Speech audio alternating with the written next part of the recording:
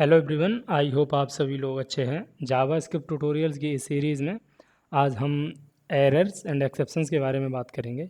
So basically होता क्या है कि आपको पता है कि इस दुनिया में 100% परफेक्ट नाम की कोई चीज़ नहीं होती। कोई भी चीज़ 100% परफेक्ट नहीं हो सकती है।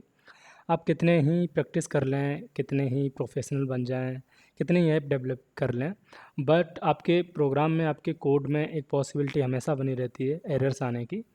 जस्ट लाइक अगर आप रियल टाइम एग्जांपल देखें तो आप कार लेके अगर कहीं घूमने भी जाते हैं तो फिर भी आप एक एक्स्ट्रा टायर रख लेते हैं या टूल्स रख लेते हैं ऐसे कुछ, ताकि कहीं अगर पॉसिबिलिटी ऐसी बने लाइक कोई कार कभी कहीं ख़राब हो जाए तो आप उन टूल्स का यूज़ करके टायर चेंज कर लें या कोई और जो दिक्कत है वो संभाल लें। तो क्या है कि पॉसिबिलिटी हमेशा एरर्स की बनी रहती है। एंड ठीक हमारे जब हम प्रोग्राम डेवलप करते हैं, इम्प्लीमेंट करते हैं, तो वहाँ पर भी हमारे कोड में कई तरह की एरर्स आने की पॉसिबिलिटी बनी रहती है। अब ये एरर्स क्या है? एरर्स कुछ अनवांटेड इवेंट्स होते हैं जिनकी वजह से कभी कभी हमारा प्रोग्राम स्टॉप हो जाता है या वार्निंग्स आते हैं या डिज़ायरेबल आउटपुट नहीं मिलता है। अभी जो एरर्स होते हैं वो एक्चुअली 3 टाइप की होती हैं, जिसमें सबसे पहले जो एरर्स होती है वो है सिंटैक्स एरर, नंबर 2 होती है लॉजिकल एरर और नंबर 3 होती है रन टाइम एरर्स। ठीक है। सिंटैक्स एरर, सिंटैक्स क्या होता है कि कुछ देखो, हर प्रोग्रामिंग लैंग्वेज चाहे वो कोई भी हो, जावा, पीएचपी, पाइथन, कोई भी वॉटेवर, नोड जेएस, जो भी है, कोई भी प्रोग्रामिंग लैंग्वेज हो, हर एक लैंग्वेज का एक सेट ऑफ इंस्ट्रक्शंस होते हैं। हर लैंग्वेज के कुछ सेट ऑफ इंस्ट्रक्शंस होते हैं जिन्हें हम सिंटैक्स कहते हैं। और अगर उस पर्टिकुलर लैंग्वेज में अगर हमें कोई प्रोग्राम को इम्प्लीमेंट करना है तो सिंटैक्स को फॉलो करके ही बनाना पड़ेगा।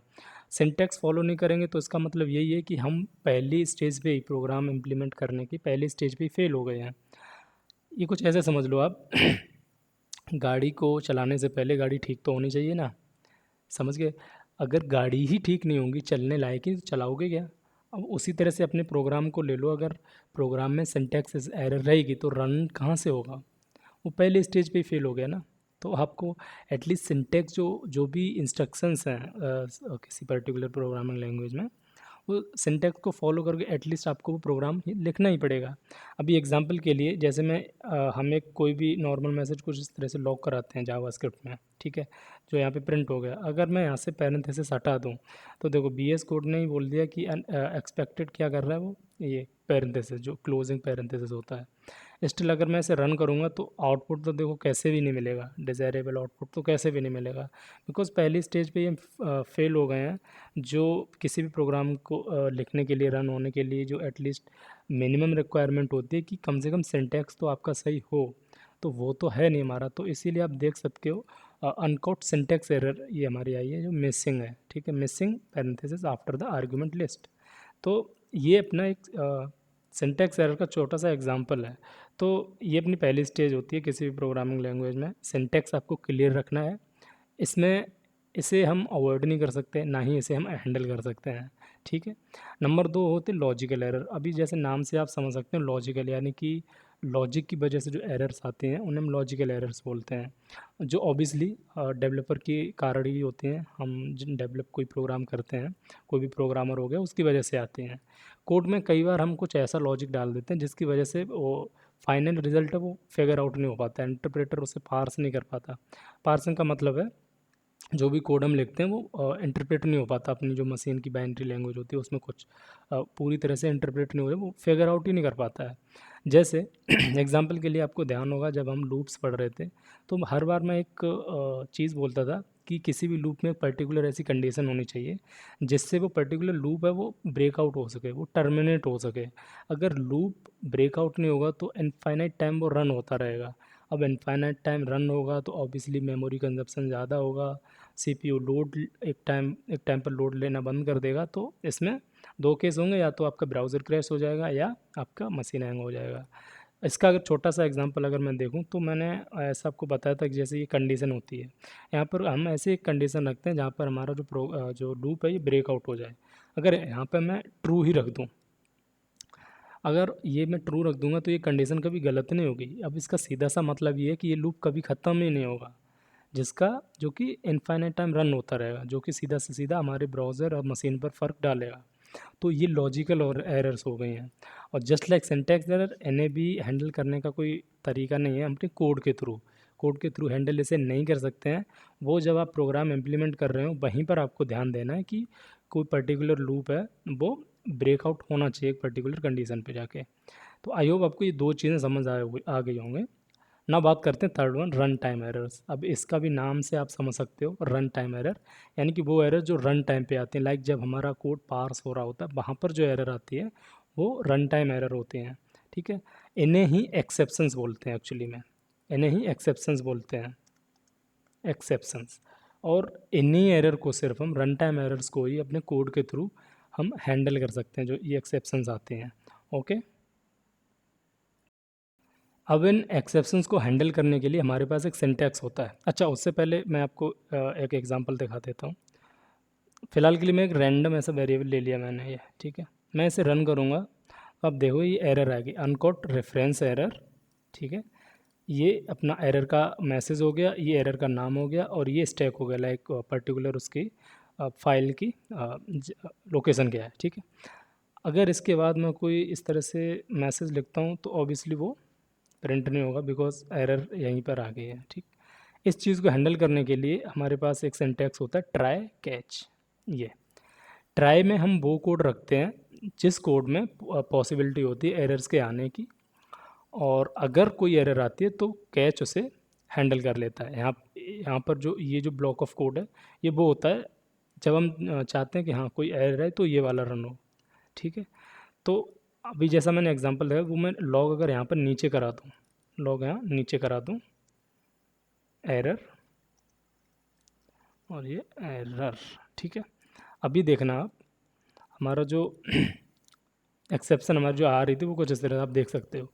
अब हमें एरर वो यहाँ पे मिल गई, आप बोलोगे तो है तो सेम ही, एरर सेम है बट वो हैंडल हो गई है। अब आप देखोगे कि अब अभी हमारा कस्टम मैसेज आ रहा है, जो एग्जीक्यूशन फ्लो है वो ट्राई से रिडायरेक्ट होकर कैच में आ जाएगा। अगर कोई भी एरर आती है वो एरर थ्रो हो जाएगी इधर कैच में, ठीक है। अब यहाँ पर हमारे पास एरर में तीन चीज़ें होती हैं। जब भी कोई एक्चुअली एरर आती है, रन टाइम एरर, तो उसकी एक तरह से ऑब्जेक्ट टाइप का बन जाता है, जिसमें होता है एरर का नाम। एरर का नाम क्या है? Reference error. दूसरा होता है मैसेज कुछ इस तरह से, और तीसरी चीज़ होती है स्टैक, एरर डॉट स्टैक। अब देख सकते हो error at the rate file location ये है, ये मेरा टेस्ट डॉट HTML फाइल बनी हुई है डेस्कटॉप पे, वहाँ पर ये उस फाइल में 5 लाइक 5 नंबर की लाइन है, और दो लाइक दो टैब की बात, टैब नहीं बोल सकते इसे दो लेटर की जो स्पेसिंग है उसके बाद एरर आई है, आप देख सकते हो, ये लोकेशन स्टैक बता देता है, ठीक है। तो आप देख सकते हो कि किस तरह से एरर को हैंडल किया गया है। अब ये आपके ऊपर है, आप चाहो तो ये लाइक एरर को प्रिंट ना करके आपको जो भी मैसेज लिखना हो, लाइक जो भी आपको मैसेज लिखना हो वो लिख सकते हैं, ठीक है। एरर अकर कुछ और एक्स्ट्रा करना हो वो कर सकते हैं, जो भी आपकी मर्ज़ी है वो आप कर सकते हैं, ठीक है। एंड आई होप आपको ये थोड़ा सा समझ आया होगा। ट्राई में हम वो कैच रखते हैं जिसमें एरर्स आने के पॉसिबिलिटी होती है, कैच में वो हम एरर को कैच करते हैं, ठीक है। अब जो समझने वाली बात ये है कि जो ट्राई कैच जो एग्जीक्यूशन इनका होता है वो सिंक्रोनसली होता है। अगर आपको याद हो जब हमने स्टार्टिंग ही की थी जावा स्क्रिप्ट की, तो सिंक्रोनस और असिंक्रोनस बिहेवियर को हमने बहुत अच्छे से समझा था। सिंक्रोनस बिहेवियर का मतलब ये है कोई भी स्टेटमेंट 1 बाय 1 एग्जीक्यूट होती है, ठीक है। असिंक्रोनस का मतलब ये होता है कि अगर कोई स्टेटमेंट ज़्यादा टाइम ले रहा है एग्जीक्यूट होने में, जैसे हम कोई एक्सटर्नल API कॉल कर रहे हैं, ठीक है, रिक्वेस्ट सेंड कर रहे हैं सर्वर पे, तो ऑब्वियसली वो 1-2 सेकंड टाइम लेगा। तो उस केस में क्या होगा, वो कोड स्किप हो जाएगा, उसके बाद का कोड स्टार्ट हो जाएगा, जिसका भी मैं आपको एक एग्जाम्पल दिखा देता हूँ। जैसे मैंने यहाँ पे किया स्टार्ट, और एक सेट टाइम आउट फंक्शन होता है जो पर्टिकुलर टाइम के बाद रन होता है, ठीक। तो ये कॉल बैक फंक्शन एक्सेप्ट करता है। कॉल बैक फंक्शन क्या होता है वो मैं बाद में बताऊंगा आपको, बट अभी आप इतना सीख लीजिए। मैं चाहता हूँ ये 1 सेकंड बाद रन हो, मिली सेकंड में टाइम ये एक्सेप्ट करता है, ठीक। और एरर की जगह मैं इस तरह से लिख देता हूँ स्टार्ट, ठीक है। और इसके बाद में मैंने लिख दिया यहाँ पे एंड, ठीक है। और ये मैंने लिख दिया यहाँ पर मैसेज, ठीक। अभी कोड के अकॉर्डिंग जैसे हमने स्टेटमेंट्स लिखे हैं उसके अकॉर्डिंग क्या है कि पहले ये रन होना चाहिए, फिर ये रन होना चाहिए, देन ये रन होना चाहिए। बट यहाँ पर ये जो सेट टाइम आउट है ये असिंक्रोनसली काम करता है, ये असिंक्रोनस स्टेटमेंट है एक तरह से।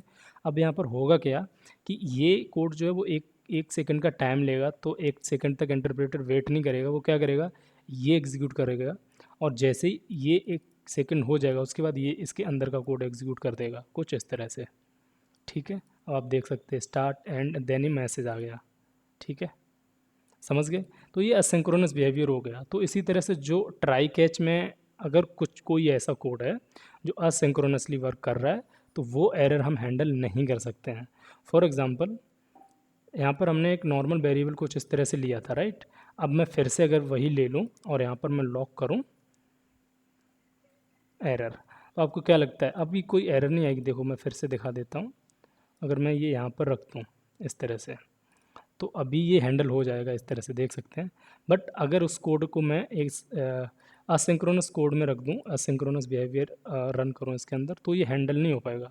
बिकॉज होता क्या है, देख सकते हो अभी आप ये जो रन हुआ वो एक सेकंड बाद हुआ, समझो एक सेकंड बाद हुआ, तो हुआ क्या एक्चुअली कि ट्राई का जो एग्जीक्यूशन है वो फिनिश हो चुका है, समझ गए, इसीलिए हैंडल नहीं हुआ है, राइट। तो इसके लिए हमें क्या करना होगा, ट्राई कैच को सेट टाइम आउट के अंदर ही यूज़ करना पड़ेगा, तब हम उसको सिंपली हैंडल कर पाएंगे कुछ इस तरह से। अब मैं अगर इसके अंदर रख देता हूँ तो हाँ यहाँ पर हमारा हैंडल हो जाएगा, कोई प्रॉब्लम नहीं है। अब आप ध्यान देना इस तरह से एक सेकंड के बाद। तो आपको ये ध्यान रखना है कि अगर कहीं पर कोड असिंक्रोनस वर्क कर रहा है तो उस असिंक्रोनस कोड को ट्राई कैच में न रख के ट्राई कैच को आपको असिंक्रोनस कोड में रखना पड़ेगा, जैसे कि मैंने अभी किया था। थोड़ी देर पहले मैंने क्या किया था, असिंक्रोनस कोड को ट्राई कैच में रखा था। अभी मैं क्या कर रहा हूँ, ट्राई कैच को असिंक्रोनस कोड में रखा हूँ। आई होप लाइक थोड़े वर्ड्स थोड़े घूम रहे हैं, बट हाँ कोड को आप देख सकते हैं कि असिंक्रोनस कोड है जिसके अंदर मैंने ट्राई कैच कोड को रखा है। तो ये चीज़ आपको बहुत ज़्यादा ध्यान में देनी है कि असिंक्रोनस अगर कहीं कोड है तो ट्राई कैच को उसके अंदर यूज़ करेंगे, ना कि ट्राई कैच के अंदर सेट टाइम आउट या असिंक्रोनस कोड यूज़ करेंगे। तो कुछ इस तरह से हम जावा स्क्रिप्ट में ट्राई कैच स्टेटमेंट का यूज़ करके एरर्स को हैंडल करते हैं, एक्सेप्शंस को हैंडल करते हैं, जिन्हें रन टाइम एरर्स भी बोलते हैं। एंड आई होप आपको ये चीज़ समझ आ गई होगी। स्टिल कोई कन्फ्यूज़न हो तो कमेंट बॉक्स में पोस्ट कर दें, मैं जल्दी से जल्दी रिस्पॉन्ड देने का ट्राई करूँगा। बाकी वीडियो अच्छी लगी हो तो लाइक कर दो, चैनल पे नए हो तो सब्सक्राइब कर दो। बाकी मिलते हैं नेक्स्ट वीडियो में जिसमें हम इसी से रिलेटेड एक और स्टेटमेंट पढ़ेंगे, फाइनली स्टेटमेंट, ठीक है। चलो मिलते हैं नेक्स्ट वीडियो में, थैंक यू।